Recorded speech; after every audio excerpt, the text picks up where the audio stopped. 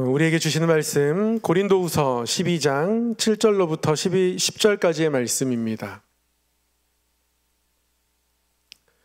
고린도후서 12장 7절로부터 10절까지의 말씀,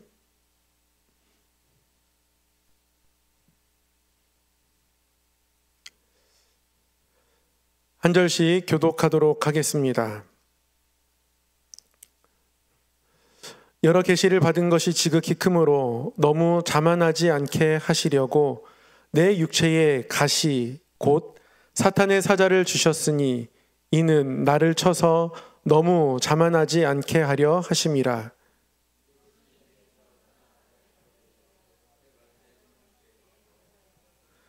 나에게 이르시기를 내 은혜가 내게 족하도다.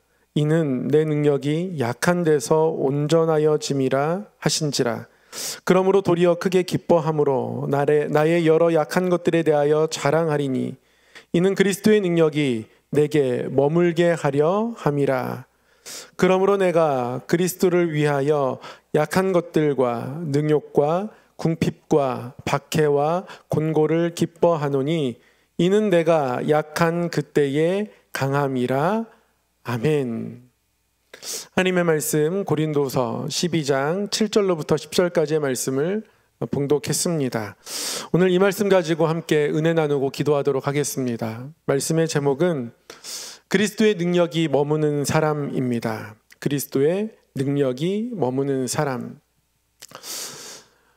사도 바울은 후대에 위대한 사도라고 평가됩니다. 누구도 사도 바울이 위대하지 않다라고 말할 사람은 없습니다. 그럼에도 불구하고 사도 바울은 약점 때문에 굉장히 힘들었던 사도였습니다. 사도 바울의 사람들로부터 공격받거나 지적받는 약점은 두 가지입니다. 첫 번째는 사도라고 하기에는 예수님과 같이 보낸 시간이 없다. 누가 봐도 사실입니다. 그러니 이 약점은 사도 바울을 늘 어렵게 만듭니다. 또 한 가지는 그의 육체적 연약함이었습니다. 그것이 안질이었든 간질이었든 그것이 사도 바울의 사역을 꽤나 어렵게 했습니다. 어떻게 저렇게 육체적으로 연약한 사람이 위대한 사도라 할 수 있었겠는가? 하나님이 은혜 주셔서 사도 바울의 선교 여행을 통해서 많은 곳들의 교회가 세워졌지만, 그러나 사도 바울의 복음에 대해서 의구심을 품거나 반대하는 사람들은 여지없이 사도 바울을 향한 약점을 꺼내들었습니다. 그가 전한 복음이 온전하다 말할 수 없다. 그가 예수님과 같이 보낸 시간이 있었는가? 그가 육체적으로 연약하지 않은가? 어떻게 사도가 저럴 수 있는가? 이런 약점들을 이유로 사도 바울이 공격받고, 더 나아가서는 그가 전한 복음 또한 공격받았습니다. 특히 율법을 중요하게 여기는 사람들은 할례 또는 안식일 몇 가지 중요한 율법들을 끝까지 지켜내기 위해서 사도 바울을 끊임없이 공격했습니다. 그리고 많은 사람들이 사도 바울이 예수님과 같이 보낸 시간이 없다, 그가 육체적으로 연약하다, 이런 공격 때문에 흔들리기도 했습니다. 듣고 보니 그런 것 같아요. 그렇지 않습니까? 예수님과 같이 보낸 시간이 없는데 어떻게 사도라고 하지? 사도라 일컬어지는 사람들은 다 예수님과 함께 일정 시간들을 함께 했던 사람들인데 사도 바울은 그렇지 않으니까요. 이런 공격에 많은 사람들이 흔들릴 수 있습니다. 사도 바울은 이러한 공격이 어려웠습니다. 힘들었습니다. 극복하고 싶었습니다. 이런 공격들이 자신이 복음 전한 곳에 들어와서 복음의 순수성을 훼손할 때마다, 오직 믿음 하나만으로 충분하다라는 것들을 흔들 때마다 가슴이 아팠습니다. 내가 조금 더 온전한 사도였다면 이렇게까지 흔들렸을까? 인간적으로 이런 생각을 하게 되죠. 그래서 사도 바울이 사람들에게 설득될 수 있는 그 어떤 자신의 강함을 나타내고자 합니다.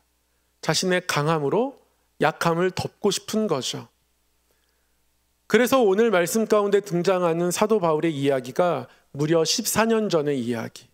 사도 바울이 하늘에 이끌려 올라갔던 그 이야기. 사도 바울은 그 이야기를 꺼냅니다. 사도 바울이 이 이야기를 꺼내는 이유는 이 정도 이야기와 체험과 간증이 있어야 그래도 이들이 사도 바울을 사도로서 바라보게 될 것 같아서입니다. 이렇게까지 해야 사도성을 인정받는 현실 자체가 그에게는 가슴 아팠을지도 모릅니다. 어쨌든 그는 14년 전 셋째 하늘에 올라간 적이 있다라는 이야기를 꺼냅니다. 자신이 몸 안에 있었는지 몸 밖에 있었는지 알 수 없는 신비한 경험, 그가 낙원으로 이끌려가서 그곳에서 말로 표현할 수 없는 그런 하나님의 말씀을 들었다, 그렇게 이야기합니다. 하늘나라에 이끌려갔던 간증의 절정은 무엇일까요? 거기서 듣고 본 것, 그게 간증의 절정일 겁니다. 거기 갔다 왔는데 갔다 온 어떤 내용이 없으면 얼마나 그 간증의 내용이 공허하겠습니까? 어떤 유명한 유적지를 갔다 왔는데 무엇을 봤는지 말할 수 없다면 얼마나 공허하겠습니까? 많은 사람들이 찾는 성지를 갔다 왔어요. 그런데 뭘 봤는지 항공권은 있는데 갔다 온 기억은 있는데 내용이 없다면 얼마나 공허하겠습니까? 그러니까 사도 바울의 체험도 그런 거죠. 자신이 본 것, 들은 것을 들려줄 때 그것이 사도 바울의 체험의 핵심입니다. 그리고 그것이 사도 바울의 간증을 정말 뛰어난 간증 되게 하는 걸 겁니다. 그런데 사도 바울이 자신의 체험을 이야기하다가 중단하죠. 진짜 중요한 하이라이트, 하늘에 가서 무엇을 봤나, 무엇을 들었나, 말할 수 없는 소리와 이야기를 들었다는데 그 내용이 뭔가 그걸 얘기해 줘야 되는데요. 그거 얘기하려는 그 시점에 사도 바울은 이야기를 멈춥니다. 가히 이르지 못할 말이라고 해놓고서는 내용을 이야기하지 않아요. 말할 수 없어서 어쩔 수 없이 중단한 게 아니라 일부러 중단하는 겁니다. 6절에 이렇게 기록하고 있어요. 내가 만일 자랑하고자 하여도 어리석은 자가 되지 아니할 것은 내가 참말을 함이라. 그러나 자기가 말하는 것이 참말이고 사실이지만 그러나 누가 나를 보는 바와 내게 듣는 바에 지나치게 생각할까 두려워하여 그만두노라. 그만두는 거예요. 간증이 너무 생생합니다. 그리고 그 간증이 오히려 사도 바울이 예수님과 함께 했던 시간이 없다 할지라도 그래도 사도라고 하는 것을 명백하게 할 수 있는 것을 더 넘어서서 지나쳐서 사도 바울 자체를 신격화할 수 있는 여지가 있기에 사도 바울은 그만둔다 이렇게 말씀하고 있습니다. 사랑하는 성도 여러분, 이 그만둠을 우리가 배워야 합니다. 예수 그리스도의 능력이 우리 안에서 온전하여질 때에, 나타날 때에 그 과정 가운데 있는 것, 중요한 것 한 가지는 이겁니다. 그만두는 것. 무엇을요? 내가 드러날 수 있는 그 시점에 그 이야기를 이어가지 않은 거예요. 사도 바울은 애초에 이 간증을 끝까지 할 생각이 없었습니다. 이야기를 꺼내는 것은 눈에 보이는 것 가지고 사도성을 공격하기에 눈에 보이는 것으로 이야기하려다가 그것이 참되지 않다는 것을 그들 가운데 나타냄을 통해서 자신의 그만둠을 통해서 눈에 보이는 것 가지고 사도성을 공격하는 그들의 공격 또한 그만두게 되기를 바라는 것뿐이죠. 사도 바울은 이렇게 자신의 간증을 중간에 그만둡니다.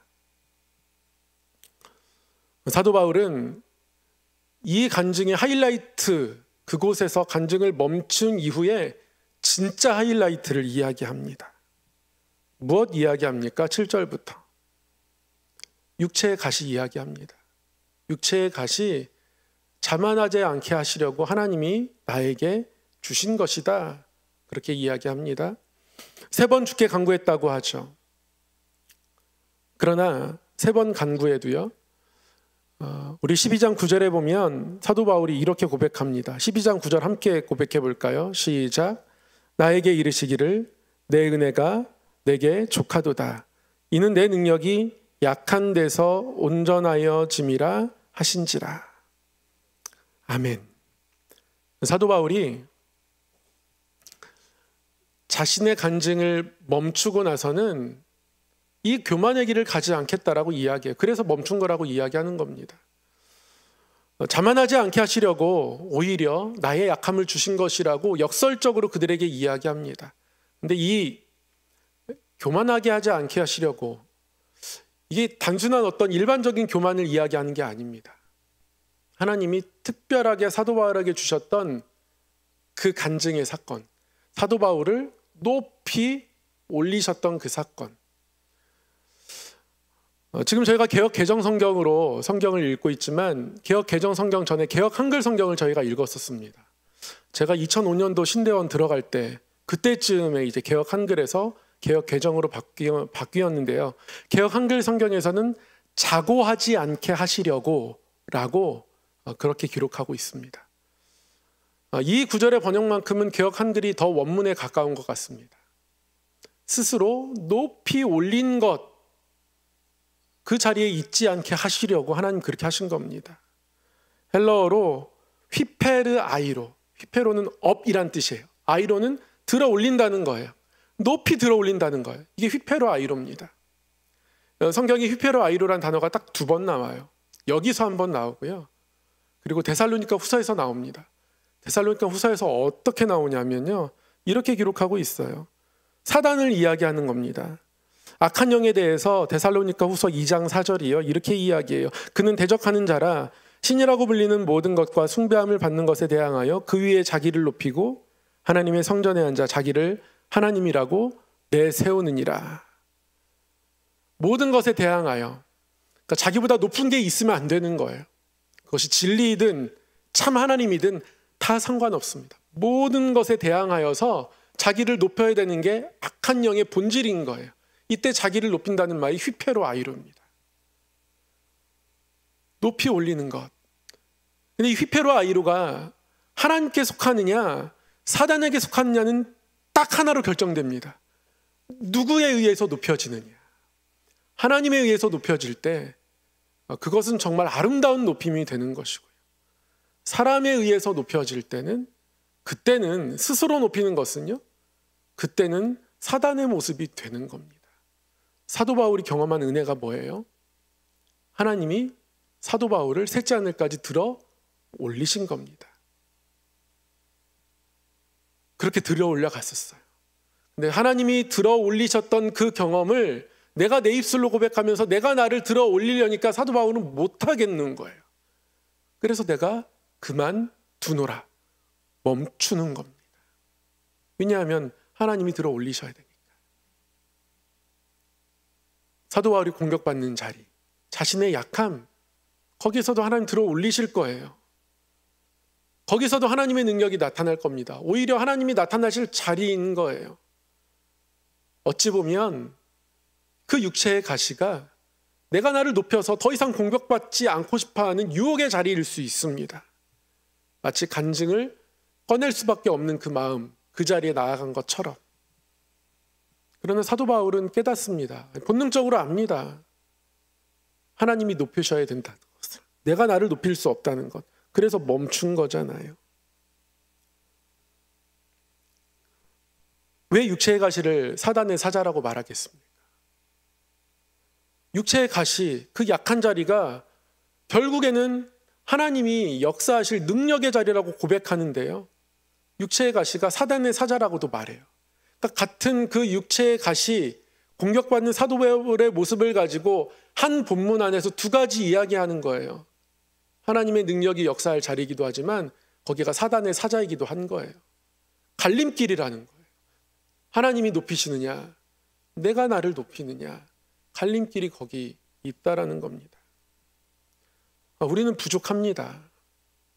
우리는 우리의 약함을 인정할 수밖에 없습니다. 그런데 하나님, 약함을 너의 강함으로 덮으려 하지 말라고, 네가 그 약함을 숨기려고 네 스스로를 높이지 말라고 오늘 그렇게 말씀하고 계신 거예요. 그 약함을 하나님 앞에 그대로 인정하면 그 자리가 하나님이 너를 들어 올리시는, 하나님이 너를 휘페로 아이로 하시는 그런 자리가 되게 하실 것이라고 말씀하고 있는 겁니다. 약함이 있습니다. 돌아보면 그렇습니다. 가정에서 부모의 모습을 보면 훈련받고 저 스스로를 봐도 심리학을 전공했고 배운 대로 적용하고 훌륭한 부모인 줄 알았습니다. 근데 아닌 게 나중에 드러나게 되는 거예요. 감추기보다 하나님 앞에 꺼내놓습니다. 하나님이 높이시도록, 하나님이 역사할 자리라고 믿고 나아가는 거죠. 교회 안에서도 그렇습니다. 연약한 사람이지만 그럼에도 불구하고 제가 바라는 모습이 있고 제 현실의 모습과 차이가 있다 할지라도 그럼에도 불구하고 하나님 앞에, 하나님 이게 약함이지만 하나님이 저를 높이셨으면 좋겠습니다. 그러한 마음으로 나아가면 그 자리는 능력의 자리가 되는 거예요. 내가 나를 감추고 높일 때 문제가 발생하는 겁니다. 그때에 그 약함이 사단의 사자가 되어서 사단의 뜻대로 우리의 삶을 뒤죽박죽 되게 되는 것, 뒤죽박죽 만들어 놓게 되는 겁니다. 하나님 오늘 본문을 통해서 뭐라고 저에게 말씀하시는 거예요? 바울아, 너에게 약함이 있어도 내가 너를 높이는데 그 약함이 더 이상 너에게 큰 문제가 아니었으면 좋겠다. 바울아, 너에게 약함이 있어도 내가 너를 사용하는 데는 아무런 지장이 없다. 사랑하는 아들아, 사랑하는 딸아, 너에게 약함이 있어도 그게 너의 상황이든 성격이든 그 어떤 것이든 상관이 없다. 네가 그것을 스스로 덮어내려 스스로 높이려 하지 말고 능력의 하나님 앞에 그 자리를 내어놓으면 되는 것이다. 하나님 말씀을 통해서 저와 여러분에게 그렇게 말씀하고 계신 겁니다. 이 음성을 붙잡고 오늘 주 앞에 기도하러 나아가기를 소망합니다. 사도 바울이 고백했죠. 나의 약함의 자리가 나의 삶에서 사라지게 하고 싶어서 3번 주께 간구했지만 내가 받은 응답은, 하나님께서 사도 바울에게 들려준 응답은 나의 은혜가 너에게 족하다. 나의 은혜는 언제나 너에게 충분하다. 너의 그 빈자리, 아픈 자리, 가시 같은 자리 내가 나의 은혜로 채워줄게. 이게 사도 바울의 응답이고 우리의 응답이죠. 오늘 이 믿음 가지고 주 앞에 기도하며 우리의 강함의 이유가 예수 그리스도임을 다시 한번 기억하고, 그래서 높이신 하나님을 바라보며 이것이 우리의 삶의 모습 되기를 간절히 소망하고요. 그런 하나님을 경험하는 우리의 삶의 걸음걸음 되기를 주님의 이름으로 축복합니다. 사랑의 하나님 아버지, 기도의 자리를 주셔서 감사합니다.